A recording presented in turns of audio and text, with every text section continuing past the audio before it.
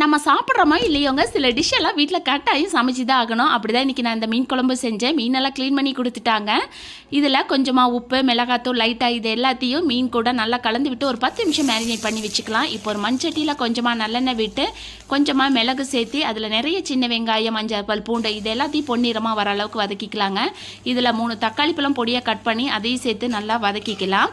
2 spoon அளவுக்கு வரமல்லித்தூள், 2 spoon அளவுக்கு வரமிளகாத்தூள், தேவையான அளவு உப்புங்க. இது எல்லாத்தையும் சேர்த்து நல்லா வதக்கி ஆற வச்சு பேஸ்ட்டாக அரைச்சி எடுத்துக்கலாம். சட்டியில் கொஞ்சமாக நல்லெண்ணெய் சேர்த்து தாளிப்புக்கு வெந்தயம் போட்டு பொரிஞ்சதுக்கப்புறம் பொடியாக கட் பண்ண சின்ன வெங்காயம், கருவேப்பிலை இது எல்லாத்தையும் சேர்த்து நல்லா வதக்கிக்கலாங்க. அரைச்ச பேஸ்ட்டை இது கூட சேர்த்து நல்லா கலந்து விட்டு குழம்புக்கு தேவையான அளவு தண்ணி சேர்த்து உப்பு காரம் எல்லாம் செக் பண்ணி 2 நிமிஷம் நல்லா கொதிக்க விடுங்க. புளிப்புக்கு தேவையான அளவு புளி தண்ணி சேர்த்துங்க.